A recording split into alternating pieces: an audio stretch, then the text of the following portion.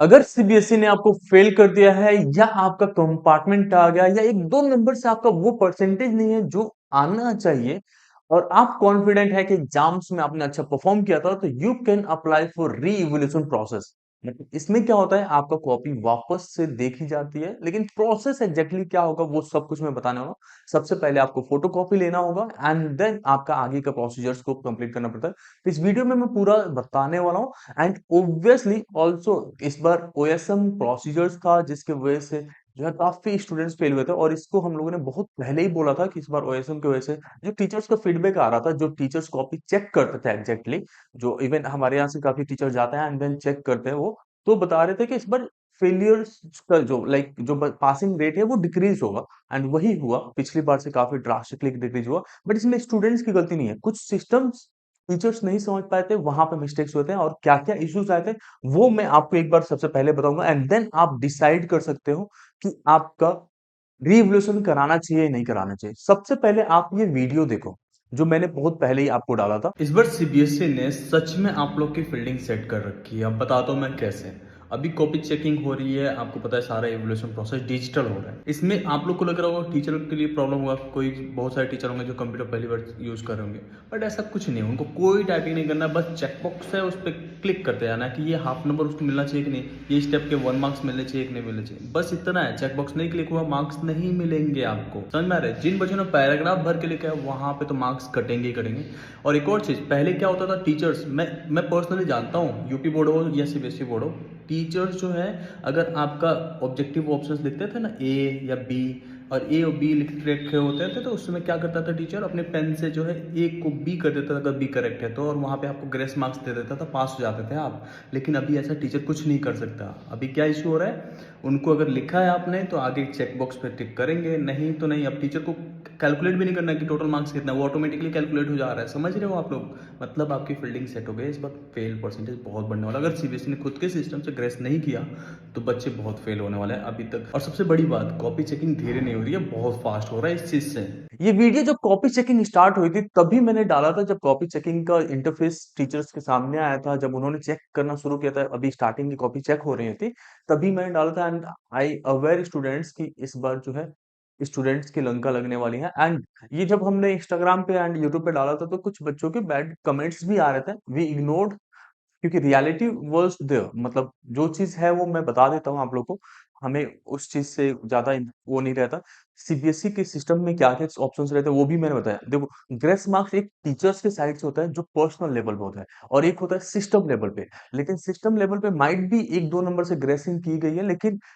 जो teachers effort देता था ग्रेस करने के लिए वो नहीं किया और सिस्टम्स नहीं समझ में आने की वजह से भी इश्यूज आए हैं। जैसे आप ये समझो, काफी बच्चों को यूएफएम दे दी गई थी केवल इस वजह से कि अगर कहीं पे उन्होंने सिंबल्स या वो, और ये डायरेक्ट ओएसएम में ही मेंशन था, वो ऐसे सेलेक्ट करते थे और आपको मेल आ जाता था, कुछ इस तरीके का मेल आ जाता था, भैया आपका जो है यूएफएम लग चुका है, कमेटी बैठेगी और आपको आना है। ये मेल है, आप देख सकते हैं एग्जैक्टली 2026 का है। इस तरीके से बच्चों को पूरा मेल स्पेसिफाइड आता है एंड इस तरीके से पूरा नाम लिख के, सब्जेक्ट लिख के, किस समय पे आके आपको ऑफिस में विजिट करना है विद पेरेंट्स, इस तरीके का मेल आया था। यूएफएम के केसेस इस बार लगे थे काफी ज्यादा, इस वजह से भी बच्चे फेल हुए थे।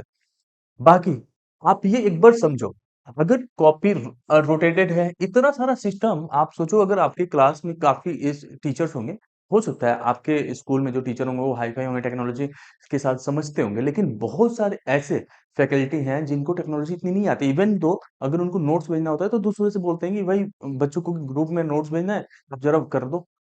तो सोचो वो ये चीज कैसे संभाल रहे होंगे।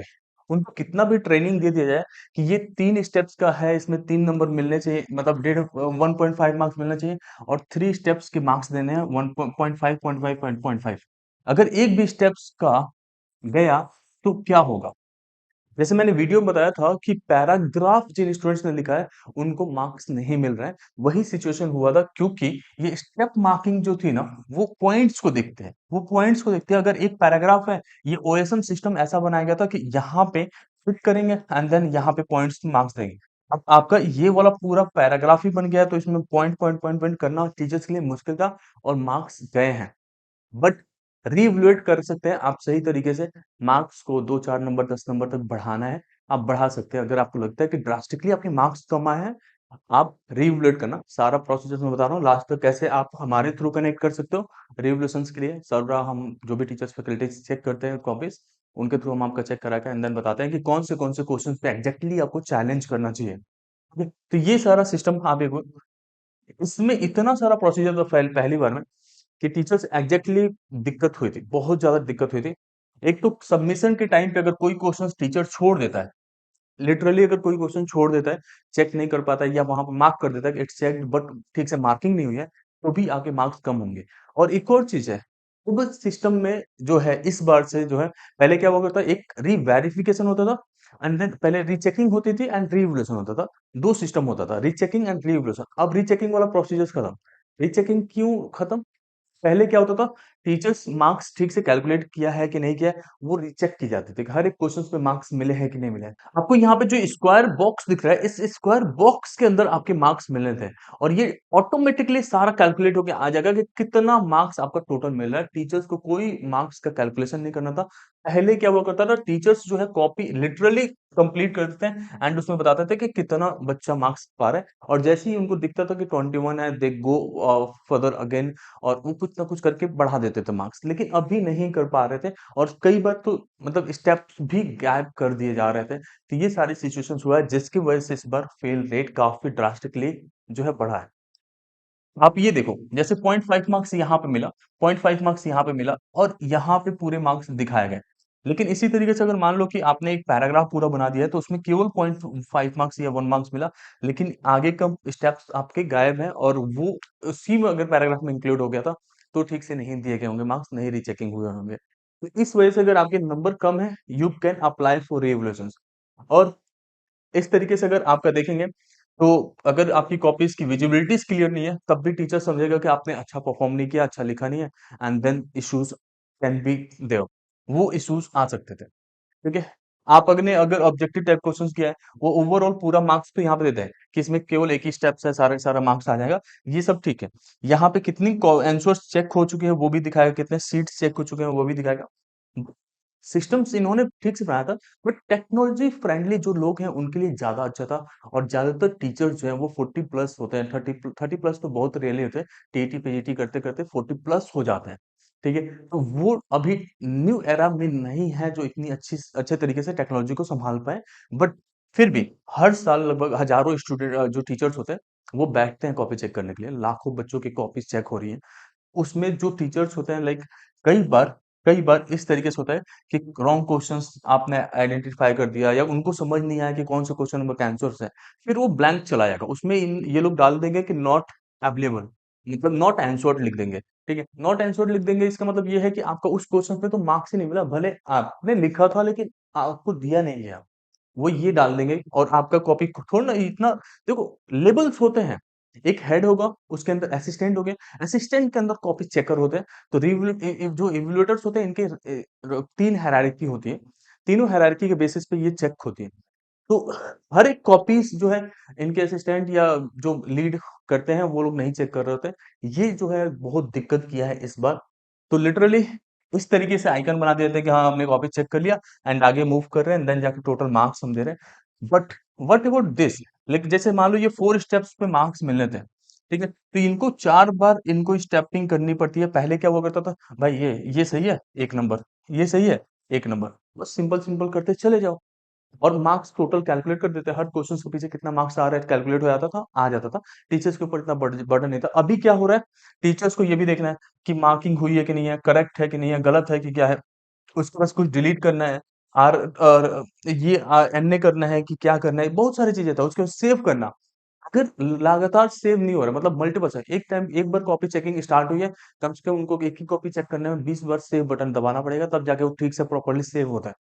अगर नहीं तो फिर से रीस्टार्ट करना पड़ता है इससे भी टीचर्स का फ्रस्ट्रेशन था बाकी टीचर्स अगर आप में से कोई टीचर्स हैं और देख रहे हैं आपने कॉपी चेकिंग में बैठे थे आपका रिव्यू बताइए कि हाउ वाज इट क्या आपके लिए इजी था ऑब्वियसली पेपर्स जो सिस्टम था आप लोग के लिए इजी रहा होगा क्योंकि ये स्टेप्स आपको परफॉर्म नहीं करना पड़ता था टोटल कैलकुलेशंस करना मार्क्स का और ये भी था कि आप लोग को स्क्रीन पे था तो डायरेक्टली जो टेक्निकल फ्रेंडली टीचर्स थे उनका तो अच्छा था क्योंकि बहुत सारी कॉपीज निकल जाते थे और पर कॉपीज ही टीचर्स को पैसे मिलते हैं तो ऑब्वियसली उनको बेनिफिट भी हुआ है बट स्टूडेंट्स का यहाँ पे क्या, स्टूडेंट्स को तो प्रॉब्लम हुई है, इस तरीके से चेक मार्क्स मिल गया और यहाँ पे जैसे हाफ नंबर मिल रहा है, वो हाफ नंबर के बेसिस पे यहाँ पे आएंगे, तो इस पे स्टेपिंग करनी पड़ती थी उनको कि 2 नंबर में से ये 4 स्टेप्स है कि नहीं है। अब आपको कैसे पता कि स्टेप मार्किंग कहाँ कहाँ देनी है, लेकिन टीचर्स को ये रहता है कि पैराग्राफ में कहाँ कहाँ छाट के मुझे एक एक नंबर बढ़ा देना है और वो टोटल मार्क्स यहाँ पे करना है। But that was the issue, that was the total failure of the system. Like अभी इस चीज को अनाउंस करना ठीक था, बट इसके लिए टीचर्स की ट्रेनिंग प्रॉपर होनी चाहिए थी, जो कि नहीं है। बहुत सारे टीचर्स ने बताया कि हमें एक जो कॉपी चेकिंग से कुछ दिन पहले जो है सिस्टम मिला था और उसमें हम लोगों से बस एक वो कर लिए थे और लॉगिन पासवर्ड वगैरह लेके, एंड देन उन्होंने जो है बस प्रैक्टिस करवा दिया था, एंड देन बस उतना ही। अदरवाइज प्रॉपर वे ये होता है, सीबीएसई बहुत ज्यादा ट्रेनिंग कंडक्ट करता है। प्रॉपर ये होता है कि वो लोग जो है डिस्ट्रिक्ट लेवल पे बुला के सारे टीचर्स को, जो भी कॉपी चेकिंग करने जा रहे हैं, उनका 1 महीने तक ऑलमोस्ट रेगुलर जो है इसके ऊपर ट्रेनिंग देनी चाहिए थी, फिर स्टार्ट करते हैं। तो शायद इतना फेल परसेंटेज नहीं आता। एंड ओवर ऑब्वियसली जब इस तरीके का सिस्टम जब अनाउंस होता है ना, तो अभी पब्लिकली क्रिटिसाइज ना हो तो और ग्रेस देना चाहिए। जो बच्चे फेल हो रहे हैं वो ग्रेस देना चाहिए। जो बच्चे बाहर, मतलब अब आप सोचो कि अगर रिजल्ट्स में इतना ड्रास्टिकली चेंज आ जाए, हजारों स्टूडेंट्स और ज्यादा फेल हो रहे हैं, तो जो सीबीएसई को है वो देखना चाहिए कि क्या वजह है, कहाँ कहाँ हमें टेस्टिंग करनी पड़ेगी, क्या क्या सिस्टम में गड़बड़ी है, इतना कॉम्प्लिकेशंस कहाँ पे आ रहे हैं। हालांकि ये सिस्टम हमारे लिए कॉम्प्लिकेटेड नहीं दिख रहा है,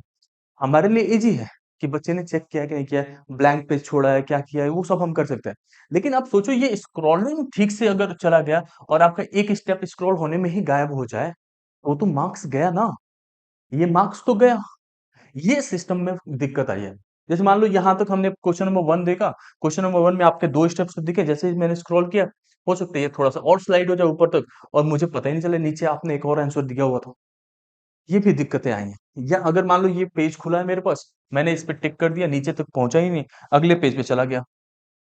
फिर दिक्कत है, वहां पे भी छूटा है। तो अगर आप री करने के लिए ट्राई कर रहे हो, तो you should apply for it, you should apply for it. हम लोग आपका जो है कॉपी चेक कराएंगे, आपको बताएंगे पर्टिकुलर किस क्वेश्चंस पे आपको चैलेंज करना है। रिवोल्यूशंस के लिए हम लोग एक सर्विसेज आपको प्रोवाइड कर रहे हैं, चैलेंज सीबीएसई करके, रिवोल्यूशंस के लिए। इसमें पर सब्जेक्ट कॉपी चेक करने के लिए हम आपसे चार्ज करेंगे 199, जिसमें हम आपका सारा प्रोसेस कंप्लीट कराएंगे, आपकी कॉपी फोटोकॉपी निकलवाएंगे, एंड देन उसके बाद से हर एक क्वेश्चन पे कहाँ पे मार्क्स बन सकते हैं उसके ऊपर चैलेंज होगा, एंड देन आपके मार्क्स बढ़ेंगे। ठीक है। अब एक और चीज ध्यान देना आप लोग, फोटोकॉपी जो निकलवानी होती है सीबीएसई से, उसकी फीस जाती है, वो आपको अलग से पे करनी पड़ेगी। हर एक क्वेश्चन के पीछे जो चैलेंज होता है उसकी फीस अलग जाती है, वो आपको अलग से पे करना पड़ेगा। अभी तक का जो सिस्टम था कॉपी रीचेकिंग वगैरह का, रिवोल्यूशंस का, उसमें ये था कि आप सबसे पहले फोटोकॉपी नहीं लेते थे। ठीक है। अब फोटोकॉपी लेने के बाद से आप समझते थे कि भाई रीचेक करना है, रीचेक करना है, रीचेक में क्या होता था, मार्क की टोटलिंग होती थी, या रीवोल्यूशंस कराना है। अब आपका ये वाला प्रोसेस खत्म रहेगा इस बार से, मोस्ट प्रोबेबली अभी नोटिस आ जाने दो, रीवोल्यूशन डायरेक्टली होगा। मतलब फोटोकॉपी निकलवाएंगे, रीवोल्यूट करेंगे, और रीवोल्यूशन में आप पर क्वेश्चंस पे जाते हैं। मतलब मान लो ये रीवोल्यूशन री, री फोटोकॉपी निकलवाया आपने, लगभग 600 के आसपास फीस लेते हैं ये लोग। एंड देन आपने फोटोकॉपी निकलवाने के बाद से आपने क्या किया, ये सब कमाने का जरिया सीबीएसई के लिए भी। तो आपका यहाँ पे क्या हुआ, मान लो 34 नंबर क्वेश्चंस पे आपके 2 नंबर और मिलने चाहिए थे, या स्किप हो गए, तो आप ये 34 पे चैलेंज करेंगे 100 रुपीज का,